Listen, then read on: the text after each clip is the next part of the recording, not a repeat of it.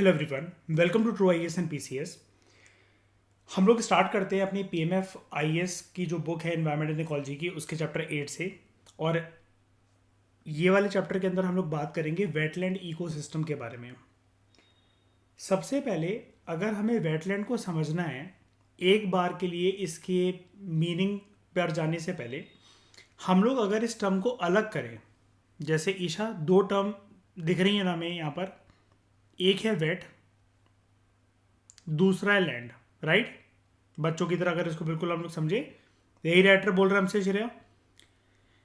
अब जो कोई भी चीज जो वेट है, यानी कि उसके अंदर वाटर एलिमेंट है, एंड लैंड वाली जो चीज है उसके अंदर हम लोग कह सकते हैं ये टेरेस्ट्रियल एलिमेंट है पूरा का पूरा। दो एलिमेंट से मिलकर ये बना है, यानी कि वेटलैंड में क्या हम ये बोल सकते हैं, एक हमें टेरेस्ट्रियल प्लस एक्वेटिक इकोसिस्टम के फीचर्स कंबाइंड रूप से देखने को मिलेंगे।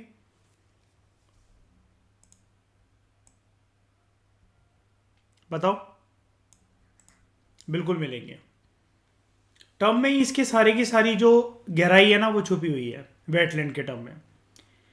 वेटलैंड में हमेशा याद रखना, ना ही सिर्फ पूरी तरीके से टेरेस्ट्रियल इकोसिस्टम है, यानी कि लैंड के इकोसिस्टम के फीचर्स की बात करी जाती है। अगर यहां पर लैंड की बात करी जा रही है तो उसके साथ ही वाटर की बात भी करी जाएगी, because it is wet and उसके बाद लिखा हुआ लैंड।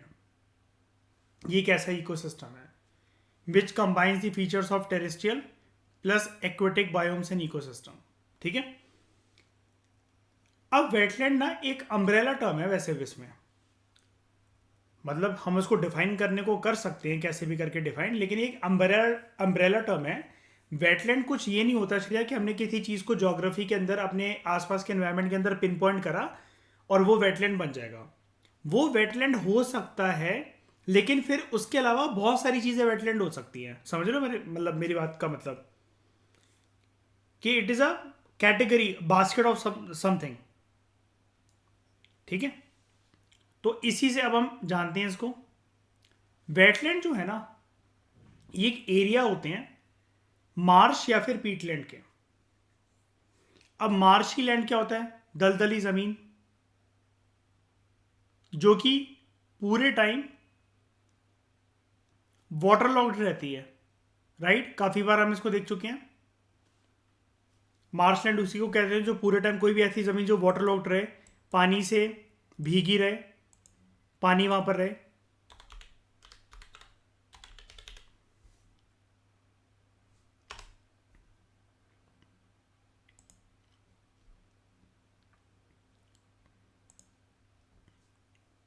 ये दिख रही है घासें, पानी पानी है यहां पर।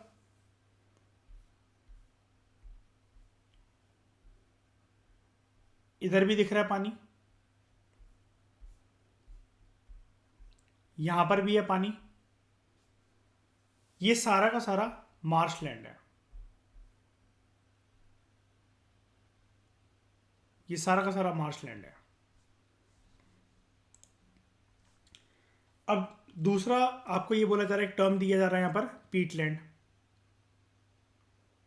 प्रीवियस जो लेक्चर्स है एनवायरमेंट एंड इकोलॉजी के, उसमें हम डिस्कस कर चुके हैं वैसे पीटलैंड के कंसेप्ट को, लेकिन फिर भी रिकॉल करने के लिए एक बार के लिए बता देता हूँ। जितने बार अगर हम लोग पढ़ेंगे तो अच्छी बात है, हमारी रिवीजन उतनी स्ट्रांग होती चली जाएगी। पीटलैंड ना, एक बात याद रखना आप लोग, ये एक टेरेस्ट्रियल वेटलैंड इकोसिस्टम होते हैं। टेरेस्ट्रियल वेटलैंड इकोसिस्टम होते हैं। अब होता क्या है, ये टेरेस्ट्रियल वेटलैंड इकोसिस्टम है, यानी कि यहां पर देख रहे हो लैंड एंड वाटर कंडीशंस दोबारा है इस डेफिनेशन के अंदर पीटलैंड की। ये भी वाटर लॉक्ड ही है, तभी तो यहां पर बीच में और लिखा रखा था, यानी कि ये भी एक तरीके से मार्शलैंड जैसे ही कंडीशंस में रहते हैं। ये भी वाटर लॉक्ड है। ओके। अब क्योंकि ये पानी में चौबीसों घंटे रहते हैं ये वाले लैंड, अब यहां पर क्या होता है, कोई भी जो प्लांट मटेरियल होता है ना,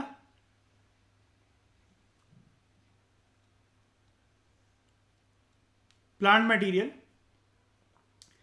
अब एक टाइम के बाद जो पेड़ पौधे होंगे प्रदन्या, वो सड़कर गलकर मर जाएंगे। लेकिन जब भी किसी प्लांट की श्रेया डेथ होगी या ईशा, वो डिके होना चाहेगा। तो जैद यहां पर एक लिमिटेशन क्या आ जाएगी, आप जानते हो जैद के पानी की प्रेजेंस में, जहां पर पानी 24 घंटे प्रेजेंट हो ना, वहां पर डीकम्पोजिशन पूरी तरीके से नहीं हो पाता, राइट। इसका एक एग्जांपल बताऊं अगर, तो श्रेया कोई डेड बॉडी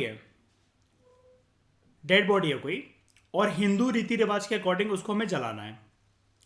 अब बारिश हो रही है बहुत ज्यादा, पॉसिबल है कि डेड बॉडी पूरी तरीके से जल जाएगी अच्छे से? नहीं ना। कभी भी पानी वाली कंडीशंस के अंदर किसी भी चीज का डीकम्पोजिशन अच्छे से नहीं हो पाता। डीकम्पोजिशन समझते हो ना, कि बैक्टीरिया या फिर माइक्रो ऑर्गेनिजम्स अच्छी तरीके से उसको कंज्यूम कर लें एंड उसके अस्तित्व को पूरी तरीके से नष्ट कर दें, राइट जैद? यही होता है ना डीकम्पोजिशन का मतलब, है ना। कोई भी उसका पार्ट बचना नहीं चाहिए, वो मिक्स हो जाना चाहिए प्रॉपर तरीके से। अब लेकिन कुछ अमाउंट का डीकम्पोजिशन और डेथ और डिके तो हो ही रहा है, इसका हो रहा है कि नहीं हो रहा है ईशा? तो पीटलैंड की जो सॉइल होती है उसके अंदर आप क्या कहोगे कि डीकम्पोज मटेरियल अच्छे से मिक्स होता है या फिर नहीं होता है? नहीं होता, डीकम्पोजिशन हुआ ही नहीं ना अच्छे से। तो पीटलैंड को एक बार ही देख लेते हैं हम लोग।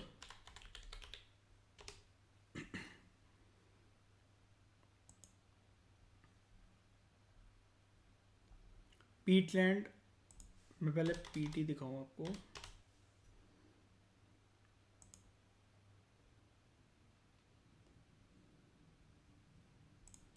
कभी भी किसी भी सॉइल के ऐसे गट्ठे बनते हैं क्या श्रेया, बताओ? पार्क की जो मिट्टी होती है उसको ऐसे ब्रिक फॉर्म में आप ऐसे बना लोगे क्या? ऐसे गट्ठे बन जाएंगे क्या उसके आसानी से?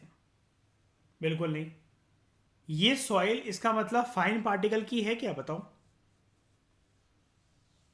नहीं है।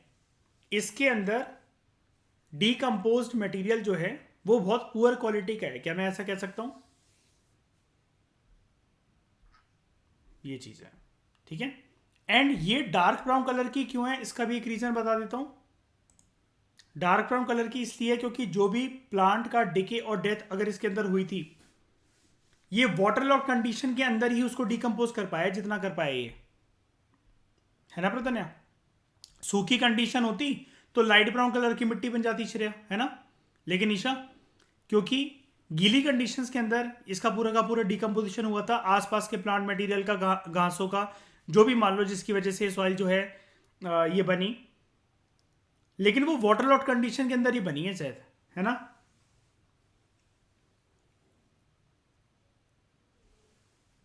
तो ये सॉइल आपको कैसी दिख रही है, इसकी लेयरिंग कैसी है श्रेया, थिन के थिक? थिक। अब यहीं से एक चीज समझ जाओ, जो पीटलैंड्स होते हैं, इसके बारे में एक चीज ध्यान से समझ आना।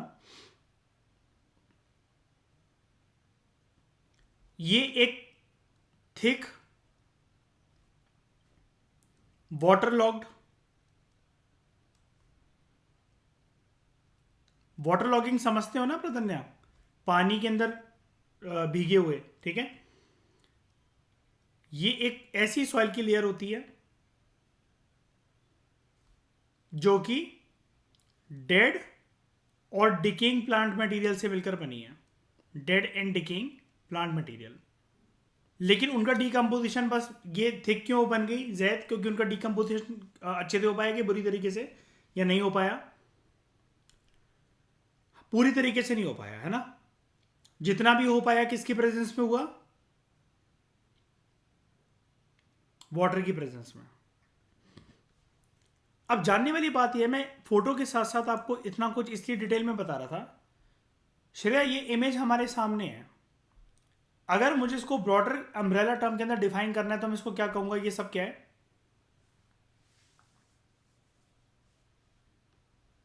हम्म। नहीं, वो तो चीज़ ठीक है। ये वेटलैंड है एक्चुअली। हाँ, ये जो गट्ठे है ना प्रधन्या, ईशा, ये वेटलैंड ही है। देखो ना क्या कह रहा है वो, wetlands are areas of peatland. या पीटलैंड का एरिया है ना पूरा का पूरा, देखो। तो ये वेटलैंड है। जानने वाली बात ये है, लैंड तो दिख रहा है ना यहाँ पर हमें। एक सेकेंड। लैंड तो दिख रहा है ना यहाँ पर हमें, लेकिन मिट्टी का इस प्रकार से बनना ये चीज़ शो करता है कि इस रीजन के अंदर वाटर कंटेंट अच्छा खासा है ना। पार्क की लाइट ब्राउन कलर की मिट्टी भी डार्क ब्राउन कलर की हम कैसे कर सकते हैं, उसमें क्या मिक्स करते हैं अगर हम लोग, पानी डाल दो। समझ गए? ये देखो, ये काली है, तो हम कह सकते हैं ना, पीछे बैकग्राउंड में देखो अगर आपको दिख रहा हो पानी, यहां पर और ज़्यादा हाई कंटेंट ऑफ पानी होगा। घास चिपकी हुई है, यानी कि जो भी प्लांट का प्लांट की डेथ एंड जो डिके हो रही है, उसका डिकम्पोजिशन अच्छे से नहीं हो पा रहा है ना। ये चीज़ है। तो ये सब कुछ किसका पार्ट है? वेटलैंड का। तो wetlands are areas of marsh and peatland. ऐसे पानी से मिलकर बने हैं। पानी अलग अलग प्रकार का यहां पर हो सकता है वेटलैंड के अंदर। स्टैटिक वाटर देखने को मिल सकता है हमें, फ्लोइंग वाटर देखने को मिल सकता है, फ्रेश वाटर देखने को मिल सकता है, ब्रैकिश या सेलिन वाटर, ये एक ही बात होती है वैसे, है ना। ब्रैकिश वाटर कह लो, सेलिन वाटर कह लो, और मरीन वाटर कह लो, एक ही बात है तीनों। राइट। मैंने बताया था ना प्रीवियस लेक्चर के अंदर कि मरीन वाटर का जहां जिक्र हुआ, समझ जाना वो अपने आप में क्या है, सॉल्ट कंटेंट हाई होगा। अब एक चीज है इसकी डेफिनेशन में जैद बहुत इंपॉर्टेंट जानने वाली प्रदन्या, वो ये है, जब लो टाइड यहां पर इस रीजन में आती है ना, तो इसकी जो डेप्थ है, जो गहराई है, 6 मीटर से ज्यादा नहीं हो सकती वेटलैंड की गहराई। 6 मीटर मतलब कितना होता है कि अगर आप यहां पर कदम रखोगे तो क्या आप पूरी की पूरी तरीके से धंस जाओगे अंदर क्या?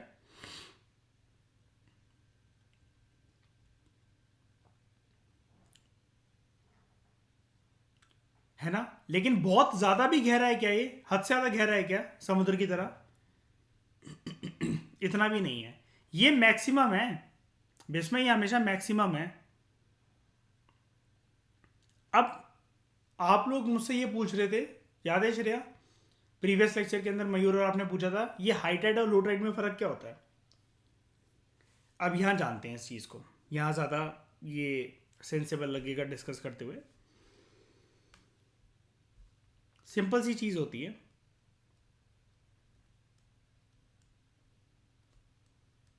High Tide. सबसे पहले जब पानी जो होता है ना,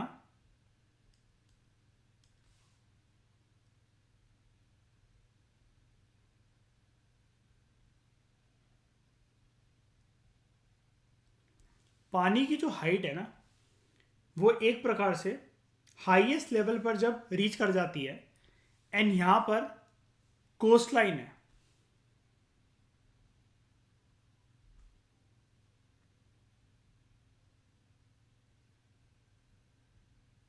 यहां पर कोस्ट लाइन है, एंड पानी जो है वो क्योंकि अपनी हाइट बहुत ऊंची से लेकर आ रहा था, इस कोस्ट लाइन को भी पार कर गया, एंड अंदर तक ये पूरा का पूरा पानी जो है वो घुस गया।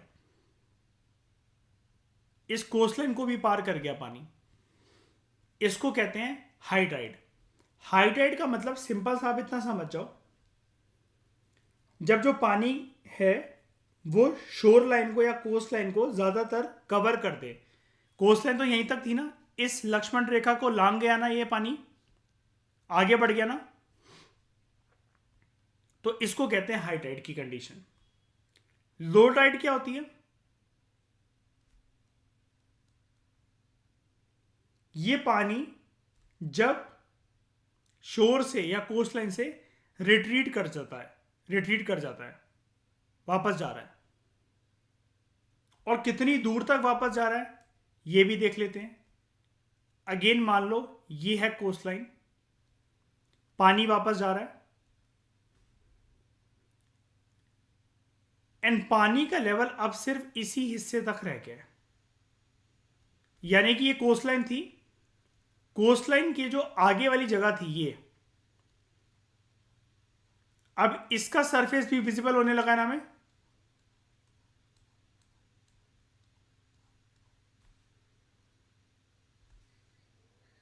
बता रहा हूं।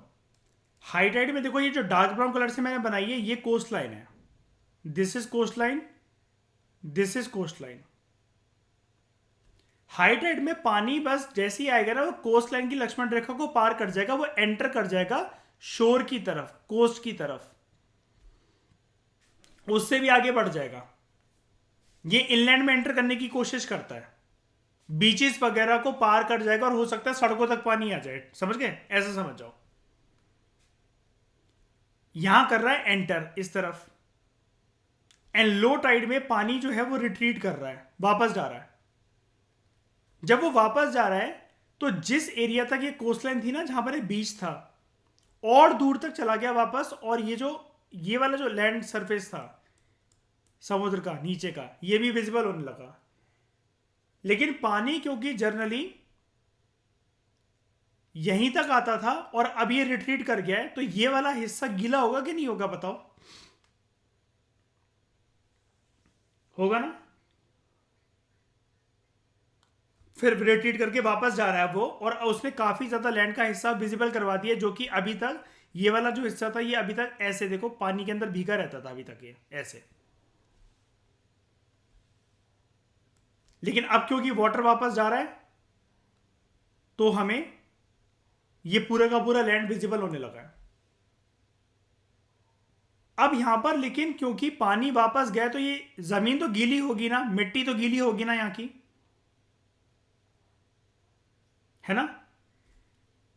अगर मैक्सिमम ऐसे किसी भी रीजन की जो मिट्टी है, जो गीली मिट्टी है, और यहां पर जो वाटर लॉगिंग कंडीशन है, 6 मीटर से ज्यादा उसकी डेप्थ नहीं है, गहराई नहीं है, तो वो किस डेफिनेशन के अंदर आ जाएगा? वेटलैंड। लेकिन इसको ऐसे इमेजिन मत करना, आपके दिमाग में पक्का श्रेया मैं जानता हूं गोवा या वेस्ट बंगाल जैसी चीज या बीच जैसी चीज इमेजिन हो रही होगी आपके दिमाग में पक्का, है ना। वो भी होता है वेटलैंड, लेकिन जनरली बस आप इतना समझ जाओ जिस एक पर्टिकुलर एरिया में पानी की जो गहराई है, पानी की गहराई नहीं, एक लैंड जो है जहां पर अभी तक पानी था, अब वो लैंड विजिबल है और उस दलदली जमीन की जो गहराई है वो 6 मीटर से ज्यादा नहीं है, तो वो वेटलैंड है। अब बीच का कंसेप्ट एक बार के लिए छोड़ दो, रिवर के साथ भी तो ऐसा हो सकता है कि रिवर जिस एरिया से होकर गुजर रही है और वो रिट्रीट कर गई वापस, जो पानी है किसी एरिया में जो है वापस चला गया। रिवर एक बहुत तेजी के साथ आ रही थी, उसकी स्पीड एकदम से आते आते आगे वाले हिस्से के अंदर आते आते कम हो गई, तो वो भी कंडीशन लो टाइड की कंडीशन ही कहलाएगी, when water moves away from the shore. ठीक है, कुल मिलाकर समझने वाली बात बस इतनी सी है, यहां पर 6 मीटर से ज्यादा की डेप्थ नहीं हो सकती, लैंड और पानी का संगम होना जरूरी है। पानी जो है वो भरा रहेगा जमीन जमीन के ऊपर और दिखेगा, वो जमीन सूखेगी नहीं वेटलैंड के कंटेक्स्ट में। मैंने बोला ना, wet, water, land, terrestrial ecosystem. अगला पॉइंट इसको और अच्छे से क्लियर कर देगा। वेटलैंड एक प्रकार से ट्रांजिशन जोन ही होते हैं, एक प्रकार के इकोटोन ही है। सेकंड चैप्टर के अंदर पढ़ा होगा ये श्रेया, डेफिनेशन है बिस्में, है ना। ट्रांजिशन जोन ही है। जैसे ही आप टेरेस्ट्रियल इकोसिस्टम से प्रदन्या, लैंड से आप पानी की तरफ जाओगे या पानी से लैंड की तरफ आ रहे हो, तो ये जो बीच में जो आपको लक्ष्मण रेखा मिलेगी वही है ये वेटलैंड। इसलिए मैंने डार्क ब्राउन कलर से ये चीज आपको दिखाई थी, ठीक है। ये एक प्रकार से ट्रांजिशन जोन्स है। यहां तक बात समझ में आई? आगे बढ़ू।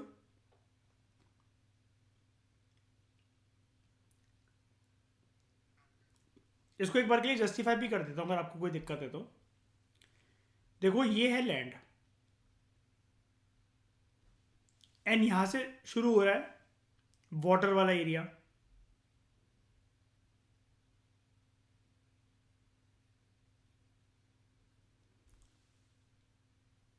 ये पानी और जो लैंड होता है इसके बीच में कुछ तो ऐसा गैप होता होगा ना पक्का, कि जहां पर पानी इधर प्रदन्या एकदम डेप्थ में, इधर एकदम गहराई में है, एंड लैंड जो है यहां पर विजिबल है। आप यहां पर चलते जा रहे हो चिड़िया, चलते जा रहे हो नंगे पैरों से, आप आगे जाओगे एकदम से थोड़ी ना पानी में डूब जाओगे कि पानी आपके पैरों को टकराए और आप डूब गए एकदम से स्विमिंग पूल की तरह, ऐसे थोड़ी ना होगा। यहां पर कुछ तो एरिया होगा ना, कुछ तो हिस्सा होगा ना, कि जब लैंड से पानी की तरफ हम लोग एंटर करने वाले हैं तो कुछ हिस्सा तो मिलेगा हमें।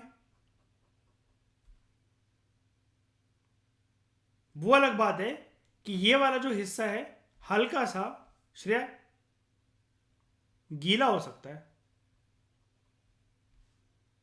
लेकिन मुझे एक बात बताना जरा बिस्में जैद, इसी को नहीं कहेंगे हम लोग क्या, जोन ऑफ ट्रांजिशन? यही एक प्रकार का इकोटोन नहीं है क्या, जो लैंड का और पानी का संगम करवा रहा है ना? रियल में दिखाऊं, ये देखो, ये प्रॉपर तरीके से पानी है, ये प्रॉपर तरीके से लैंड है, इसको तो डिनाई कर ही नहीं सकते। हम एकदम से लैंड की तरफ आते आते यहां पर पानी टकरा रहा है, एकदम से डूब जाएगा बंदा कोई। अब सिर्फ ये मत कहना कि हाँ ये तो सर स्लांटिंग है, फिसल तो जाऊंगी मैं यहां तक, ठीक है? वो पानी जो है धीरे धीरे करते करते ये ऐसे ऐसे नीचे तक जाता है ना, ऐसे, है ना? तो ये वाला जो हिस्सा होता है जहां पर ये देख रहे हो, एक मिनट में आपको बना देता हूं, ये देख रहे हो, ये लैंड का हिस्सा है, ये पानी का हिस्सा है, दोनों का संगम हो रहा है कि नहीं हो रहा है इस पर्टिकुलर जगह पर? और यहां पर वाटर लॉक कंडीशन रहेगी, तो इसी को कहेंगे हम लोग मार्शलैंड या इकोटोन। यही है वो जगह, ट्रांजिशनल इकोसिस्टम। तो मुझे एक बात बताओ, मैं यहां पर 3 चीजें लिख रहा हूं, A B and C, wetland क्या है इनमें से? बी, ठीक है? अब यहां पर एक चीज और है, एक टर्म और है, अभी हम उसको भी जान लेते हैं 1 मिनट के लिए। इसको मिटाएं जरा 1 मिनट।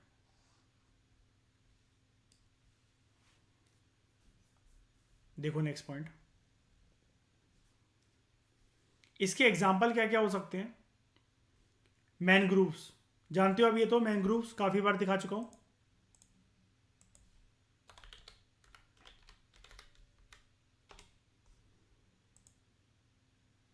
प्रधन्या याद है ना मैनग्रूव्स? मैनग्रोव्स किस चीज में हेल्प करते हैं, एक एरिया में क्या नहीं होने देते? फ्लडिंग। लेकिन खुद तो भीगे रहते हैं ना पूरे साल, तो मार्शी कंडीशन होती है कि नहीं होती मैनग्रोव्स में, बताओ? है ना? सॉल्ट वाटर के भी और फ्रेश वाटर के दोनों के हो सकते हैं मैनग्रोव्स क्या? हाँ बिल्कुल हो सकते हैं उसमें, हाँ बिल्कुल हो सकते हैं, कोई टेंशन वाली बात ही नहीं है। लेकिन ज्यादातर वर्ल्ड में कैसे देखने को मिलते हैं? ब्रैकिश। ब्रैकिश को थोड़ा जरा आसान शब्दों में भी बता दो। सलाइन। सॉल्ट कंटेंट हाई होता है, हाँ यही ना बात। उसके बाद सबसे पहले मैं आपको लिटोरल वर्ड का मतलब बताता हूं, फिर लेक लिटोरल वर्ड का मतलब बताऊंगा। लिटोरल वर्ड किसी भी ऐसी चीज से रिलेटेड है, anything anything which is situated with shore line और कोस्ट लाइन ऑफ सी और लेक, इसको कहते हैं लिटोरल। लिटोरल कोई भी ऐसी चीज होती है जो कि इसके बिल्कुल समुद्री तट के साथ वो कनेक्टेड हो, शोर के साथ कनेक्टेड हो, कोस्ट के साथ कनेक्टेड हो, ठीक है। अब इसके साथ वर्ड अटैच कर दो जरा 1 मिनट के लिए, लेक लिटोरल। ये किसके तट की बात हो रही है, किसके शोर की और कोस्टलाइन की बात हो रही है? लेक की, ठीक है। यहां पर बेसिकली क्या है, एक लेक के अंदर भी तो पानी ऐसे ही होता है, उसका हाईएस्ट वाटर लेवल होगा एंड लोएस्ट वाटर लेवल होगा। लोएस्ट वाटर लेवल मतलब हम यहां पर लैंड की तरफ हैं ज्यादातर, एंड हाईएस्ट वाटर लेवल हम यहां पर कंप्लीटली वाटर की तरफ है, कह सकते हैं वैसा, कह सकते हैं। हाँ बताता हूं, देखो लोएस्ट वाटर लेवल मतलब ये शैलो वाटर है ना, आप यहां पर जमीन के अंदर खड़े हो सकते हो, यहां पानी है लेकिन घुटनों घुटनों तक है। हाईएस्ट वाटर लेवल मतलब हो सकता है कि सर के ऊपर तक पार कर जाए पानी, लेक गहरी हो तो। लेकिन इसके बीच का जो हिस्सा होता है वो होता है मार्जिनल एरिया, जिसको हम लोग कहते हैं लेक लिटोरल, या ये एक प्रकार का इकोटोन भी है। ये भी तो ट्रांजिशन जोन हुआ ना, पानी एकदम से चेंज कर जाएगा। स्विमिंग पूल में भी जब जाते हैं श्रेया, तो उसकी भी तो गहराई आती है ना, कि जब इंस्ट्रक्टर बोलता है कि शुरू शुरू में देखो आपके कमर तक ये वाला लेवल है, फिर जो एंड होता है उसका वो डीप वाटर होता है, 8 फुट की गहराई वाला। सारा स्विमिंग पूल क्या बराबरी क्या उसका होता है पानी के लेवल का? बिल्कुल नहीं। तो जो बीच के आप स्विमिंग पूल के लेवल पे जब आप खड़े होते हो, तो वो ट्रांजिशनल एरिया ही तो होता है। एंड लेक लिटोरल कुछ नहीं है, ये भी एक प्रकार का इकोटोन ही है। अब देखो इसको, आ गया ये देखो लिटोरल जोन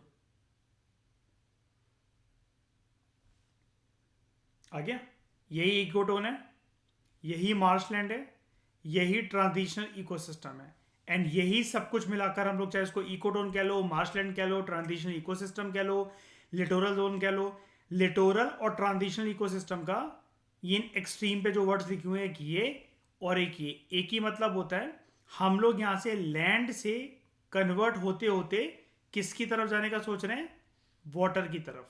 लेकिन एकदम से कुछ भी नहीं होगा कि आपने कदम रखा और वाटर में आप एंटर कर गए, पूरी तरीके से वाटर में एंटर करके डूब ही गए, ऐसा तो नहीं होता। तो ये वाली जो जगह होती है, ये और ये, इसको आप क्या कहोगे? वेटलैंड्स। यहां पर देखो,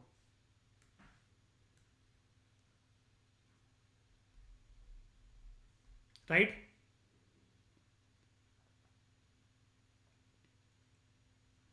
अच्छा, वेटलैंड्स के अंदर मुझे एक बात बताओ,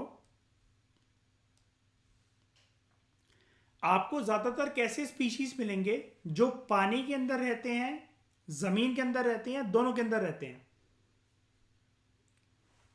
दोनों पे। और ऐसे जो स्पीशीज जो दोनों पे रहते हैं उसको क्या कहते हैं? एम्फीबियंस। ये चीज याद रखना please.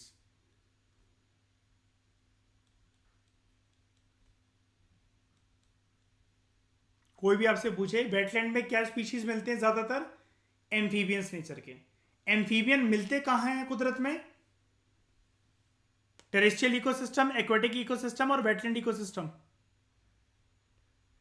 Wetland ecosystem which is the zone of transition between aquatic and terrestrial, ठीक है। जो बतख होती है, जो डक होती है, जमीन पे घूमती हुई देखी है श्रेया आपने कभी पार्क वार्क में? हाँ, पानी में देखिए। यस। अब इसको बिल्कुल दिल से मत लगा लेना ईशा कि सर कौन सी मछली हवा में रहती है, लैंड पे रहती है, ठीक है। वो डेप्थ लेवल की बात कर रहा है। लेकिन टॉर्टोइस नॉर्मल भी आप इसको रख सकते हो, घुमा सकते हो, लेकिन थोड़े थोड़े टाइम में इसको पानी में भी जाना पड़ेगा। मेढक, जिसमें बरसात के दिनों में या फिर जानते होगे घरों में आ जाते हैं कि नहीं आ जाते हैं, रूरल एरियाज में, विलेज एरियाज में आ जाते हैं ना, और पानी के अंदर भी रह लेते हैं, बॉन्ड वगैरह में छुप जाते हैं अंदर जाकर।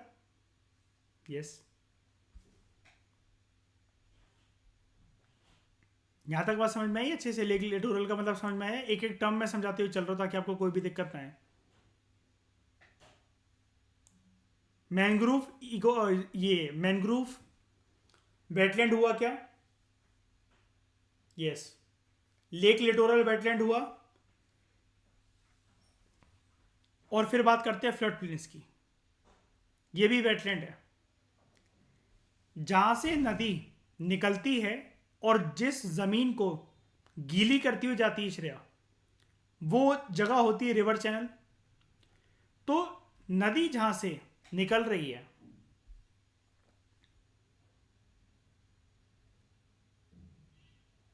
नदी जहां से निकल रही है, आसपास के हिस्सों को definitely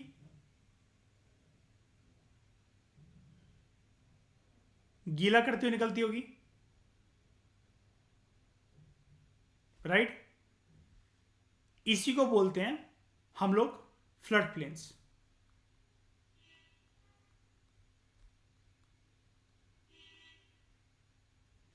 and flood plains are best suited for the cultivation of, या फिर किस चीज के लिए? Overall agriculture. एंड क्योंकि नदी पास है तो सबसे ज्यादा कौन सा क्रॉप अच्छे से उग सकता है? राइस। अब राइस की जो खेती होती है, चावल की जो खेती होती है प्रदन्या, चावल की खेती में हमें पानी चाहिए होता है ज्यादा कि नहीं चाहिए होता है? उसके खेत पानी में डूबे रहने चाहिए या फिर नहीं? क्या? बहुत ज्यादा पानी की जरूरत है ना? तो क्या मैं चावल के खेतों को वेटलैंड कह सकता हूं?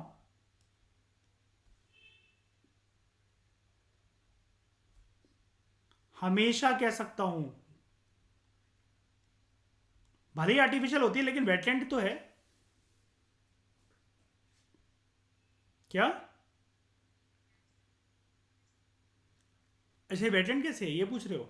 देखो, वेटलैंड का मतलब क्या था? नंबर वन, वेटलैंड के लिए हमें रूल चाहिए, ये भूलो मत, मार्शी कंडीशन। चावल की खेती से बेटर कौन सा क्रॉप मिलेगा हमें, बताओ श्रेया? मार्शी कंडीशन वाला प्रदन्य, ये भी वेटलैंड बनाता है। भले ही इसको जैद जानबूझ के सोच के नहीं बनाया गया था कि वेटलैंड ही बनाना हमें, लेकिन चावल की खेती करते करते ये एरिया इंसानों के द्वारा वेटलैंड का ही रूप ले लेता है, राइट? अभी हम देखेंगे इसको, अभी आएगा, डोंट वरी। लेकिन फिलहाल हम बात कर रहे थे फ्लड प्लेन्स की।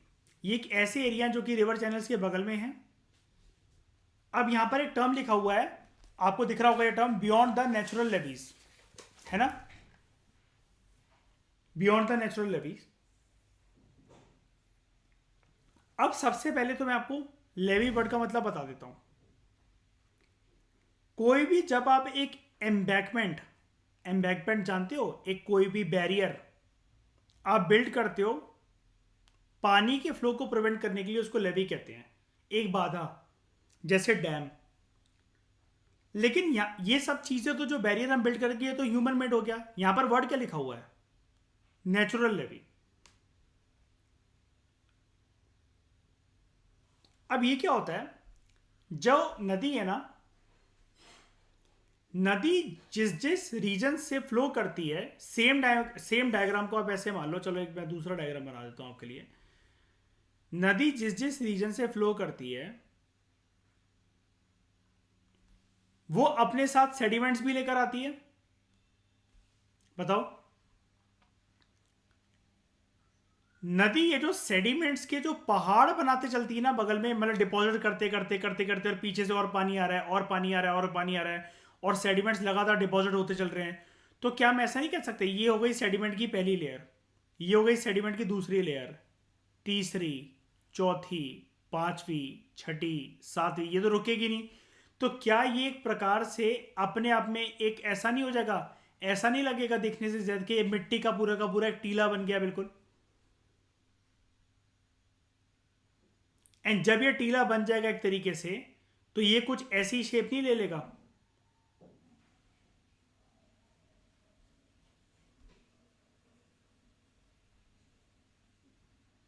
ये दोनों तरफ लेवी है यहां पर, एंड इनके बीच से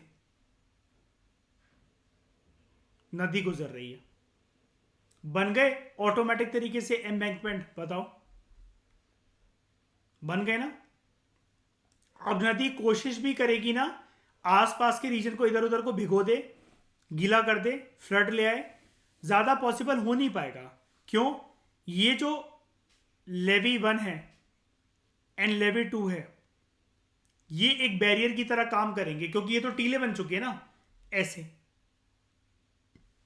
पानी इसके ऊपर कैसे फ्लो हो जाएगा जाके, समझ रहे हो श्रेया?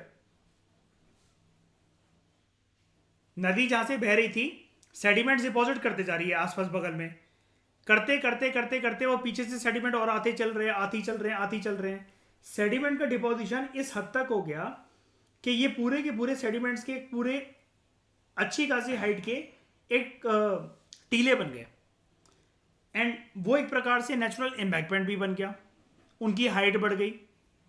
इसी को कहते हैं नेचुरल लेवल।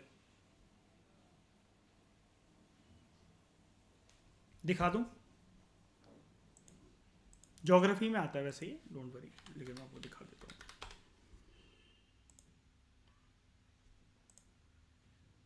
कुछ ऐसे ये सेडिमेंट, यहां से नदी बह रही है, देखो ये नदी बह रही है, अब नदी नीचे हो गई ना, और ये चीज ऊपर हो गई। ये बहुत सालों की इसकी मेहनत है ये, कि इसने यहां तक का सेडिमेंट्स का डिपोजिशन कर दिया बगल में। अब पानी क्या यहां तक आ सकता है क्या? बहुत मुश्किल है कि ऊपर तक इतना चढ़कर आएगा, बहुत मुश्किल है। समझ रहे हो? ये है नेचुरल लेवी, बन गया अपने आप से एक एम्बैंकमेंट नेचुरल तरीके से।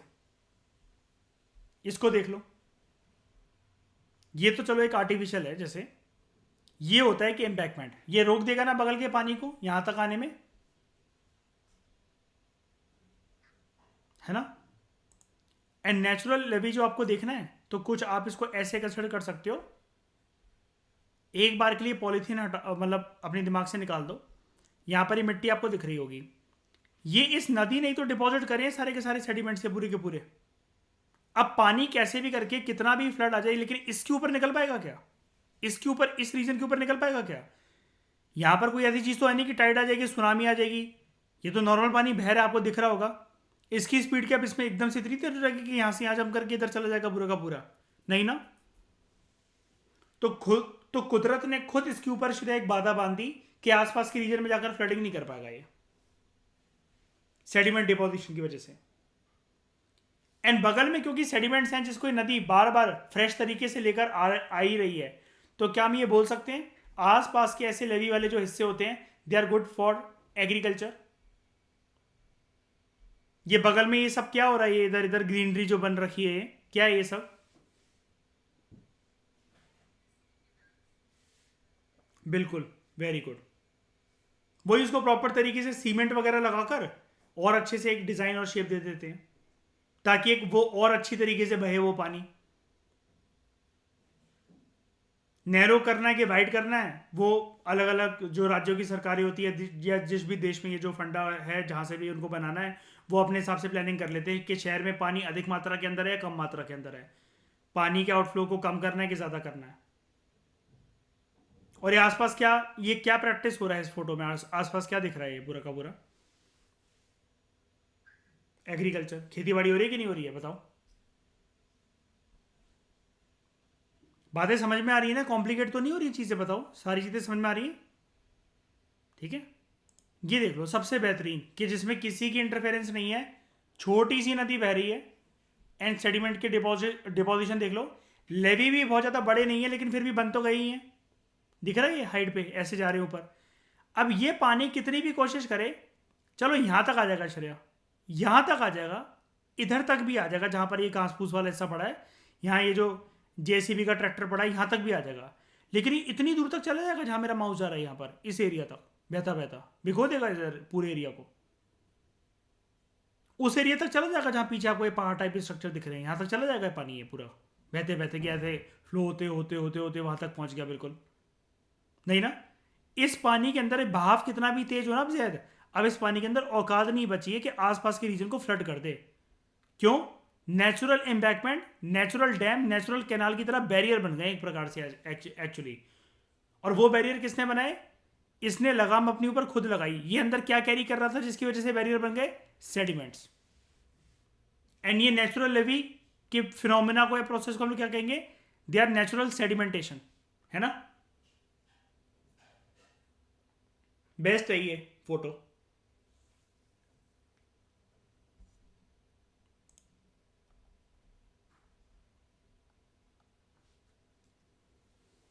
तो फ्लड प्लेन्स क्या होते हैं? दे आर एरियाज जो कि बिल्कुल रिवर चैनल्स के बगल में है, beyond the natural levee, and periodically they are flooded during high discharge of the river.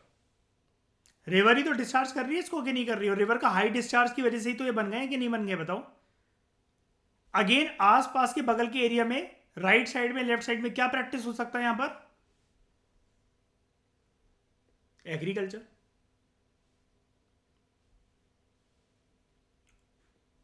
ठीक है। और दूसरे मार्शी और स्वैम्पी एरियाज, यानी कि दलदली जमीनें जितनी भी होती हैं, तो ये सारा का सारा जो फ्लड प्लेन के बारे में हमने बात करी, नेचुरल लेवी के बारे में बात करी, रिवर चैनल्स के बारे में बात करी, उसके हालांकि रिवर चैनल्स हमें नहीं बोलना चाहिए, रिवर चैनल्स के बगल में जो हिस्सा होता है उसको फ्लड प्लेन नहीं बोलते, लेकिन कुल मिलाकर अगर हम लोग बात करें, ऐसी ज़मीन जो कि पानी से भीग रखी हो, दलदली ज़मीन हो, चाहे वो मैनग्रोव हो, लेक लिटोरल्स हो या फ्लड प्लेन्स हो, मार्शी एरियाज हो, स्वैम्पी एरियाज हो, ये सब कुछ किसकी डेफिनेशन के अंदर अंडर कवर होंगे?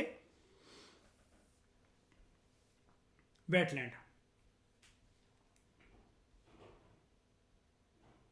ये जो हैबिटेट होते हैं, अब वेटलैंड पे आ जाना टॉपिक पे, ब्रॉडर टर्म के ऊपर हम लोग फोकस कर रहे हैं। ये जो हैबिटेट होते हैं, they experience periodic flooding from adjacent deep water habitats. Wetland की खास बात यही तो होती है, वेटलैंड बने कैसे होते हैं? ये ट्रांजिशन जोन होते हैं। तो डीप वाटर हैबिटेट यहां पर क्या होगा? यही वाला हिस्सा तो होगा ना डीप वाटर हैबिटेट का। ये इससे भीग रहे हैं, भीग रहे कि नहीं भीग रहे हैं, बताओ? यहीं का तो पानी यहां पर आया कि नहीं आया है? लेकिन पूरा क्यों नहीं भर पाया? बिकॉज टेरेस्ट्रियल इकोसिस्टम भी यहां पर प्रेजेंट है, लैंड भी प्रेजेंट है ना। ये जो हैबिटेट्स होते हैं वेटलैंड, इनमें पीरियोडिक फ्लडिंग होती रहती है। बिल्कुल बगल में जो भी कि डीप वाटर हैबिटेट्स होते हैं वो यहां तक पानी पहुंचाते रहते हैं। अब क्योंकि यहाँ पर पानी भी आता रहता है, पानी पहुंचता रहता है, एंड टेरेस्ट्रियल इकोसिस्टम, लैंड वाली इकोसिस्टम तो होता ही है, तो यहाँ पर सर्टेन प्लांट्स और एनिमल की स्पीशीज जो होती है वो सपोर्ट होती है इस रीजन में।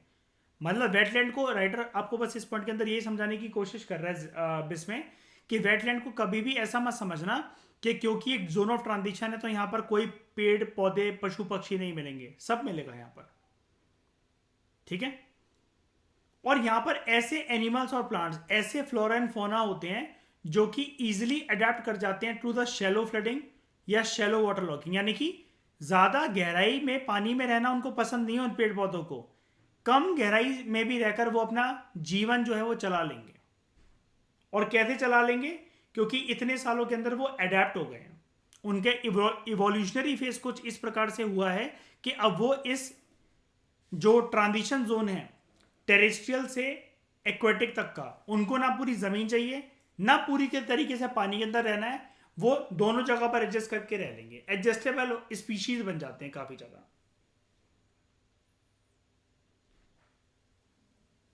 समझ गए?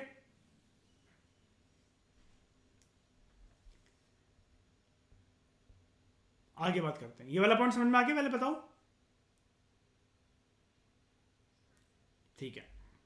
किसी को भी एक सिंगल परसेंट भी डाउट हो प्लीज पूछ लेना, ठीक है? ये सारी चीजें नहीं है, ऐसी कोई दिक्कत वाली बात नहीं है कि आप मतलब उसमें शर्माओ, सब चीजें नहीं है ये। वरना अगर इतना ही आसान होता तो हम लोग क्या एक ही घंटे में या एक एक पैराग्राफ को लेकर बैठे होते? पागल थोड़ी ना हूं मैं। लेकिन इंपॉर्टेंट है एक एक टर्म। और सब्जेक्ट में हमारे साथ कहाँ होता है, ज़्यादा ऐसा होता है हमारे साथ किसी में हिस्ट्री वगैरह में, लेकिन यहाँ करना पड़ता है।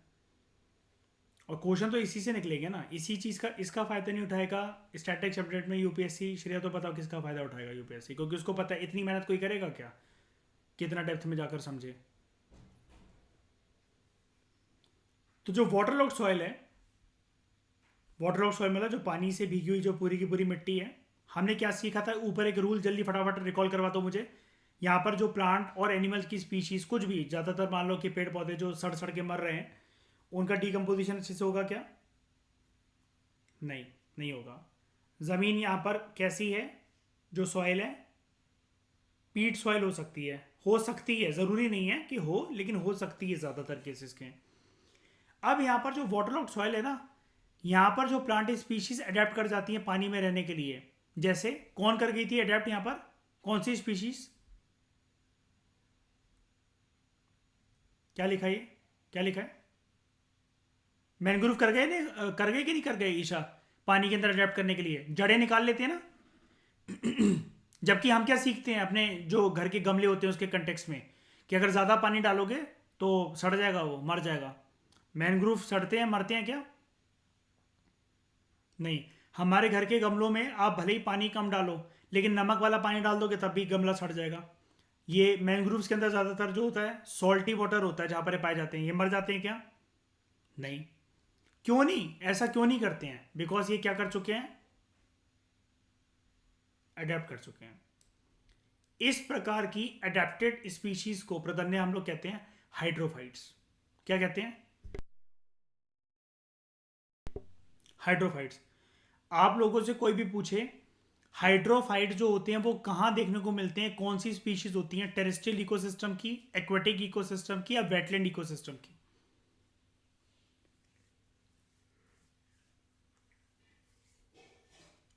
और वेटलैंड वर्ड अगर ना हुआ पेपर के अंदर और इकोटोन हुआ तो करेक्ट होगी क्या स्टेटमेंट? और इकोटोन ना होकर अगर ट्रांजिशनल जोन हुआ तब भी करेक्ट होगा क्या? यस।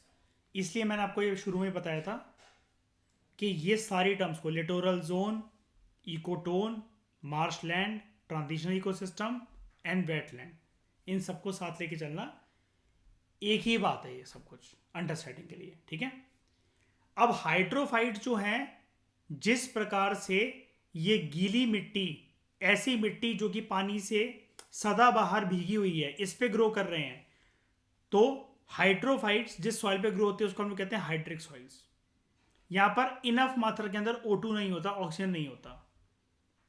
एंड ये दो चीजें जो होती हैं, ये चीफ कैरेक्टरिस्टिक्स हैं वेटलैंड की। Please remember this point, extremely extremely extremely extremely extremely important. और जितने बार अगर मैं इसको बोलूं उतना कम एक्सट्रीमली वर्ड को यूज करूं मैं। हाइड्रिक सॉइल और हाइड्रोफाइट्स और ऑक्सीजन इनफ मात्रा के अंदर नहीं होना, ये तीन प्रोमिनेंट कैरेक्टरिस्टिक्स होती हैं वेटलैंड की। ओके। उसके बाद भारत के अंदर, अब कई लोग ये पूछते हैं कि वेटलैंड जो है हमें याद करने, क्या कर लो, 27,000 वेटलैंड है, ठीक है। India has over 27,000 wetland. Shreya list याद कर लेना पूरी की पूरी, मुझे सुना देना कल। ये क्यों बोल रहा हूँ मैं, ऐसा मजाक क्यों कर रहा हूँ? देखो कई लोग ना सारी बेफालतू की चीज़ों के पीछे पड़ जाते हैं, बस में सारे नेशनल पार्क याद कर लेंगे, वाइल्ड लाइफ सेंचुरीज याद कर लेंगे, उसका कोई मतलब नहीं है। हमें नॉर्मल तरीके से स्टैटिक, हमारी स्टैटिक ये बुक है, जितना दे रखा होगा जो जो फेमस नाम होंगे हम वो कर लेंगे। इसके अलावा PD 365 से एक साल के करंट अफेयर में जो भी होंगे हम कर लेंगे।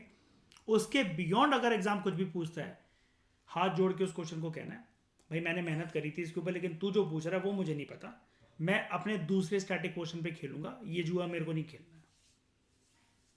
सिर्फ तू मेरे को डिसाइड, सिर्फ तेरा क्वेश्चन ये डिसाइड नहीं कर सकता कि मैं सल मेंस लिख रहा हूँ कि नहीं लिख रहा हूँ, मेरे पास बहुत और भी स्कोप है, ठीक है। लेकिन ये कॉन्फिडेंस श्रेय तभी आता है जब हमारी तैयारी बहुत कंठस्थ हो। अब किसी को यही नहीं पता कि वेटलैंड क्या होता है, और वो कह रहा है ये पता नहीं कहाँ से आएगा क्वेश्चन। सीरियसली मैं बता रहा हूँ, लोगों को वेटलैंड की डेफिनेशन नहीं पता है, सिलेक्टेड कैंडिडेट्स को भी। ये हाइड्रोफाइट्स और हाइड्रिक सॉइल तो भूल ही जाओ, तो बहुत दूर की बातें हैं। यूपीएससी जो क्वेश्चन पूछेगा प्रदन्या किसी भी एग्जाम के अंदर, कोई भी एग्जाम है, मैं सबके लिहाज से बात कर रहा हूँ, हम लोग जो कंटेंट की टफनेस को लेकर चल रहे हैं वो चल रहे हैं इस जगह पर। यूपीएससी का अभी भी क्वेश्चन का लेवल यहां पर है, लेकिन ये वाला लेवल लोगों को फिर ये क्यों लग जाता है? भाई किताब उठा के देखोगे, कभी पढ़ाई नहीं होगी वो वाली टर्म, तो फिर नहीं तो लगेगी ना। मैं सिर्फ एक क्वेश्चन को अगर ये पूछ लूं, जैद, भारत कब आजाद हुआ बताओ, क्या डेट होगी इसकी?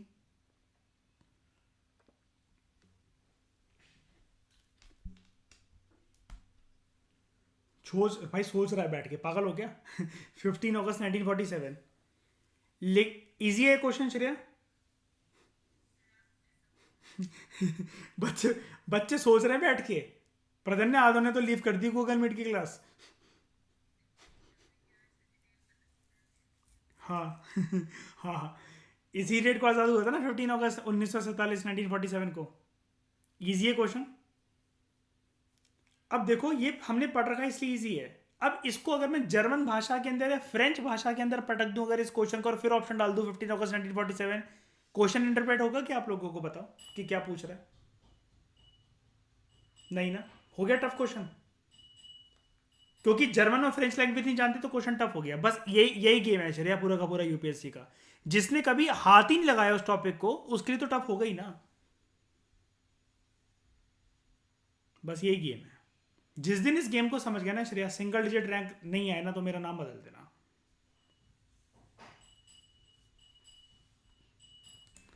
तो इंडिया इज ओवर 27,000 वेटलैंड। ये हमारे देश का 18.4% एरिया है। इसमें ये कम है क्या परसेंटेज बताओ? बिल्कुल नहीं। इसका मतलब हमारे देश का अच्छा खासा हिस्सा वेटलैंड की कवरेज में आता है। ये 27,000 में से, क्यों ये नंबर इंपॉर्टेंट नहीं है, मैं यहां पर आपको कुछ और बताना चाहता हूं। 23,000 से ज्यादा जो वेटलैंड्स है वो इनलैंड वेटलैंड्स हैं। इनलैंड वेटलैंड का मतलब क्या है? ये आपको इंडिया का जो नक्शा है ना पूरा का पूरा, उसके लैंड की तरफ मिलेंगे आपको। समुद्री लेवल पे नहीं जाना पड़ेगा आपको, अंदरूनी साइड पे मिलेंगे भारत के। एंड जो 4,000 जो वेटलैंड्स हैं वो हैं कोस्टल वेटलैंड्स। क्वेश्चन ये निकल सकता है, बस सिंपल सा मैं बताऊं, नंबर को गोली मारो। हमारे देश में एक स्टेटमेंट, मतलब consider the following statements about wetlands, कुछ भी दे रखी हो मुझे नहीं पता, बीच में एक स्टेटमेंट डाल देंगे कि majority of the wetlands are coastal wetlands. True और फॉल्स? फॉल्स। ऐसी जब पढ़ते हो ना, रिवीजन करते हो, नोट्स बनाते हो, क्रिस क्वेश्चन करा करो अपने आप से। जैसे मैं भी अपने आप से सच बता रहा हूँ, मैं कई काफ़ी बार बता चुका हूँ, बेस में बता चुका हूँ ना जैद, कि मैं ऐसे बात करता हूँ कि दिपांग तू सोच जरा, एग्जामिनर तेरे को कहाँ ट्रैप कर सकता है। अब तू इसमें ट्रू और फॉल्स बना, फिल इन द ब्लैंक्स बना, क्या तेरे को नंबर याद है क्या, क्या तेरे को ये पता है कि ज़्यादातर वेटलैंड्स कौन से होते हैं क्या। ऐसे अपने आप से बातें करा करो तो क्वालिटी जो है ना एनालिसिस की वो बढ़ जाएगी ऑटोमेटिकली। और ये तीन ही चीज़ों से हो सकता है, कंसेप्ट, क्यूरियोसिटी एंड कनेक्टिविटी। पूरे दिन कुछ भी करो, कुछ भी करो, जिससे बात करनी है, जिससे बतराना है, जिससे आपको निब्बा निब्बीपन दिखाना है, कुछ भी करो, लेकिन ये कॉम्प्रोमाइज मत होने दो।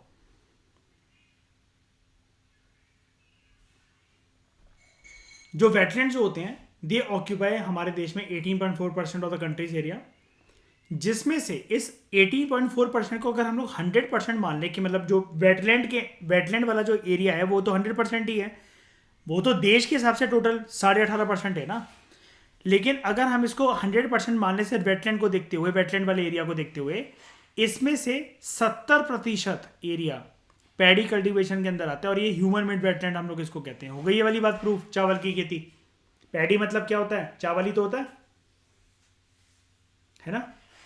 अब नेचुरल वेटलैंड जो है, हमें ऐसा देखने को लगता है इसमें कि हमारी इंटरप्रिटेशन ऐसी हो सकती है ना कि ज़्यादातर तो ये वेटलैंड्स जो हैं वो कोस्टल नदी के किनारे ही मिलेंगे, लेकिन ये वाली बात तो इस वाले पॉइंट ने हमें समझा दी है कि नहीं, ऐसा तो नहीं हो सकता कि कोस्टल एरियाज के आपको किनारे वगैरह मिले। दो नेचुरल वेटलैंड्स हैं वो आपको बहुत सारी रेंजेस में देखने को मिल सकते हैं। अब क्योंकि ज़्यादातर जब वो बोल ही रहा है कि 23,000 प्लस वेटलैंड्स इंलैंड वेटलैंड्स हैं, तो ये आपको देखने को मिलेंगे फ्रॉम हाई एल्टीट्यूड वेटलैंड्स, बहुत ऊपर की हाइट पर भी है वेटलैंड्स हिमालयाज में, flood plains major river system के, ठीक है, सेलीन और टेम्पररी वेटलैंड्स, एरिड और सेमी एरिड रीजन्स में, यानी कि जहां पर पानी की किल्लत है या फिर पानी ज्यादा है, एरिड सेमी एरिड किसको कहते हैं?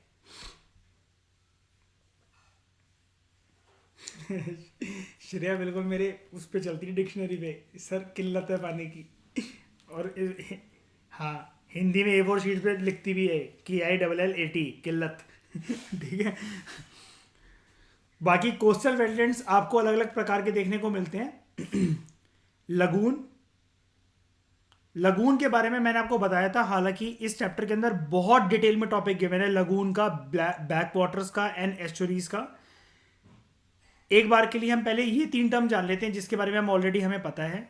मैनग्रूव्स, स्वयम्स, कोरल रीफ्स, ये कोस्टल वेटलैंड्स का पार्ट है। लेकिन इसके अलावा 3 चीजें और हैं, lagoon, back waters and estuaries. हालांकि मैं आपको ये दिखा चुका हूं, लेकिन एक बार फिर से मैं बता देता हूं। बैक वाटर नहीं बताया था मैंने, आपको दिखाया था, बैक वाटर भी दिखाया था प्रीवियस लेक्चर के अंदर। लगून एक ऐसा हिस्सा जो कि बड़े सी से थोड़ा सा अलग होता है। जैसे ये है लगून बीच के पास, एंड यहां पर कुछ डिवीजन है और ये मेन सी से अलग है काफी ज्यादा। डेफिनेशन दिखाता हूं इसकी। Shallow body of water separated from a large body of water bye a narrow landform. है कि नहीं है यहाँ पर नैरो लैंडफॉर्म? देखो छोटा सा लैंडफॉर्म ये जा रहा है, एंड इसके आगे पूरा का पूरा समुद्र ही है। ये देखो छोटा सा लैंडफॉर्म है ना, रास्ता ये वाला। और ये इधर जो लेक की तरह फॉर्म होकर हो गया है, ये लगून है।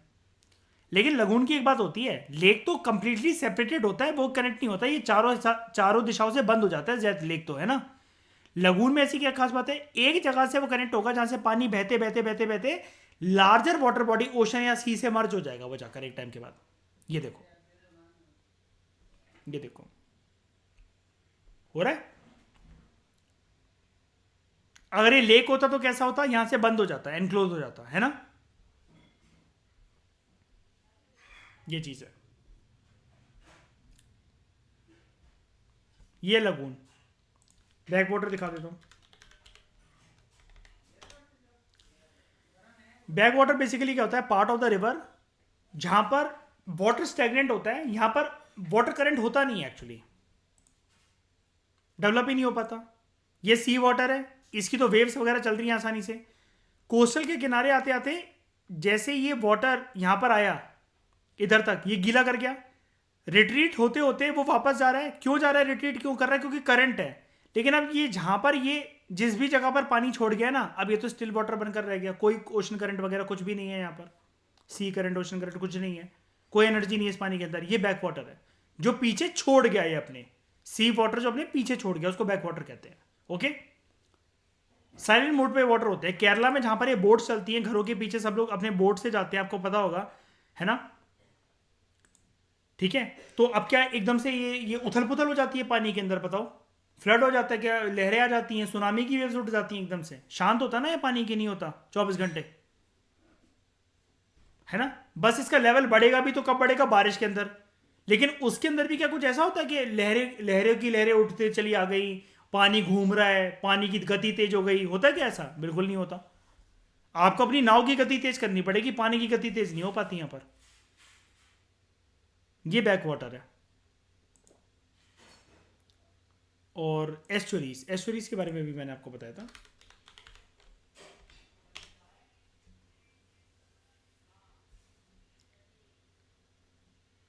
इसको हम लोग क्या कहते हैं, ये partially enclose coastal body of brackish water होता है विद वन और मोर रिवर्स और स्ट्रीम्स फ्लोइंग इनटू इट। ठीक है, इसका कनेक्शन होता है सी के साथ। यानी कि ये एक ऐसी जगह होती है जहां पर हो सकता है कि फ्रेश वाटर और सॉल्ट वाटर क्या कर रहा हो, मर्ज कर रहे हो।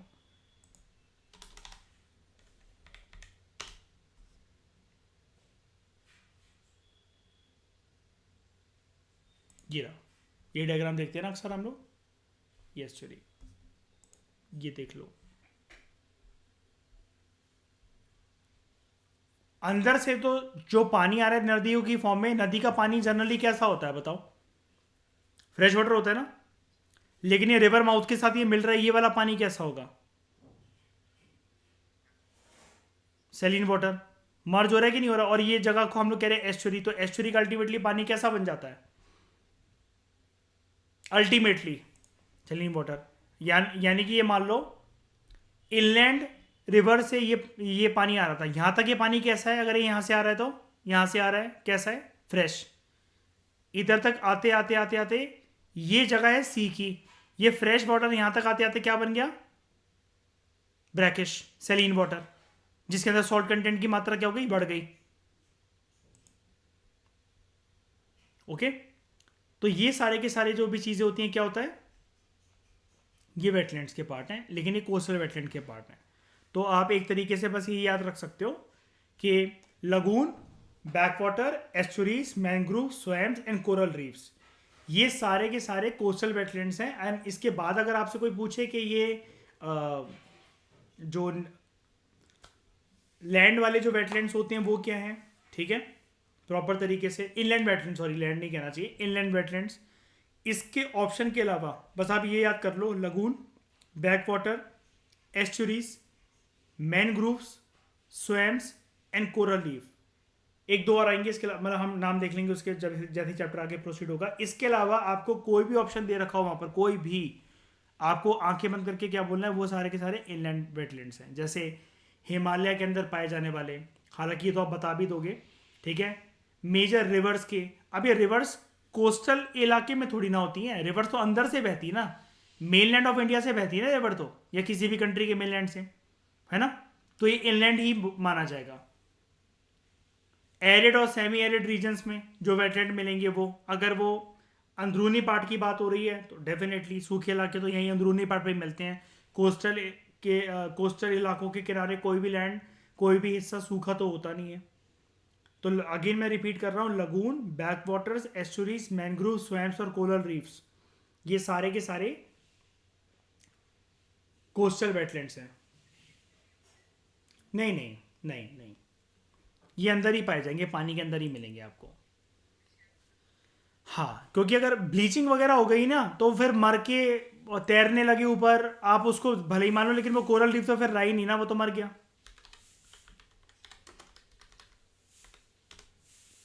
कोरल रीफ सारे आपको अंडर वाटर देखने को मिलेंगे, सारे के सारे।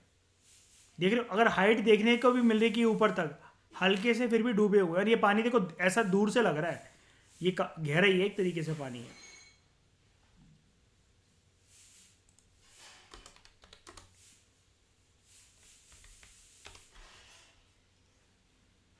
जैसे अगर मैं आपको दिखाऊं कोरल रीफ ऑन बीच,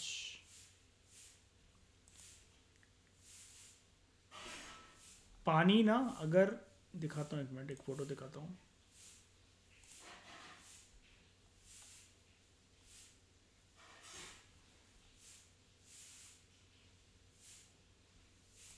इसको मान लो, पानी ना अगर रिट्रीट करता करता यहाँ तक अगर आ गया तो ये एक्सपोज हो जाएंगे। बात तो पर वही है ना ईशा, जैसे ये एक्सपोज अगर हुए भी ना सनलाइट और इन सब से, इनका अस्तित्व वैसे भी खत्म हो जाना है। पानी चाहिए है इनको श्रेया, एंड सनलाइट की पेनिट्रेशन भी चाहिए, ठीक है। अच्छा, एक इंपॉर्टेंट बात और, इस डिस्कशन की लास्ट बात जो कि मुझे बता देनी चाहिए यहाँ पर, फिर आगे आपको वो तंग नहीं करेगी कभी भी। देखो, ये जो लेक लिटोरल के बारे में हम लोग जो पढ़ रहे थे ना बात, इधर एक बात याद रखना, यहां पर ना सनलाइट, ये देख पा रहे हो, एक मिनट, ऑरेंज, हाँ ऑरेंज कलर से देख लो,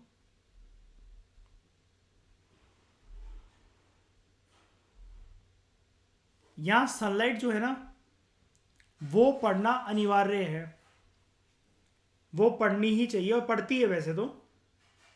सनलाइट लेक की बात कर रहा हूं, लेक के बॉटम तक जाकर पेनिट्रेट करती है काफी सफिशिएंट क्वांटिटीज में, ताकि कौन से प्रोसेस को सपोर्ट करा जा सके। यहां पर एक बार बताओ, इधर देखना, ये सबमर्ज प्लांट लिखा हुआ है, कैसे बन गया भाई ये प्लांट यहां पर? ये फ्लोटिंग प्लांट्स हैं, कैसे आ गए ये प्लांट यहां पर?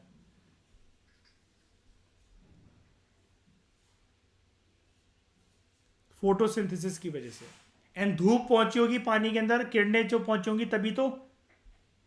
एंड हम लोग एक बात और कह सकते हैं लेक लिटोरल के बारे में, यहां पर आपको क्या लगता है कि टर्बिडिटी कैसी होगी? कैसी? ये कोई नहीं कह सकता कम होगी ज्यादा होगी, लेकिन इतनी कम हो जाती है कि कुछ कुछ ना कुछ प्लांट्स को, फ्लोरल स्पीशीज को वो सपोर्ट करते हैं। फौना को तो करते ही है, हालांकि एनिमल्स को तो करते ही है, फ्लोरल स्पीशीज को भी सपोर्ट करते। इतनी इतनी सनलाइट पहुंच जाती है, और वो इसलिए भी पहुंच जाती है, टर्बिडिटी एकदम से यहां पर इस लेवल पे बहुत ज्यादा नहीं हो सकती कभी भी, है ना। पानी है तो वो बार बार रिट्रीट करेगा, आएगा, बार बार रिट्रीट करेगा, तो यहां से जो मिट्टी है ना वो इधर उधर होती रहेगी, तो बीच बीच में क्लियर कट वाटर दिखता रहेगा थोड़ा थोड़ा, है ना। बीच पे जाके खड़े होते तो घुटने तो दिखेंगे ही ना अपने यार, पैर तो दिखेंगे ही ना, अगर वो रिट्रीट कर रहा है तो एकदम से थोड़ी ना गायब हो जाएंगे कि मिट्टी मिट्टी के अंदर धंसते चले गए आप। ये चीज है, ठीक है।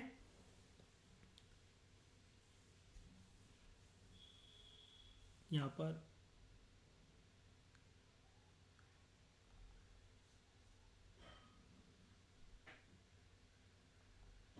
ये देखो, लेक के बारे में जब हम पढ़ेंगे ना अगले लेक्चर के अंदर, डिफरेंस जब जानेंगे लेक और वेटलैंड का, यहां देखो क्या लिखा हुआ है, टर्बिडिटी जनरली लो होती है, जर्नली लो होती है। अब उसने ये तो नहीं कहा कि नो टर्बिडिटी, वो कह रहा है जो टर्बिडिटी होगी वो लो होती है ना। अब इसका मतलब क्या है, आप इसे क्या इंटरप्रेट कर सकते हो, टर्बिडिटी लो होती है मतलब जो पानी, जैसे कि मैंने आपको बताया, वो हिलता रहता है, रिट्रीट वगैरह होता रहता है पूरा का पूरा, जिसकी वजह से फोटोसिंथेसिस की प्रक्रिया जो होती है वो आसानी से हो जाती है, यहाँ पर प्लांट की स्पीशीज जो है वो सपोर्ट होती हैं अच्छी तरीके से। तो इस डिस्कशन में दोस्तों फिलहाल इतना ही। Thank you very much for discussion.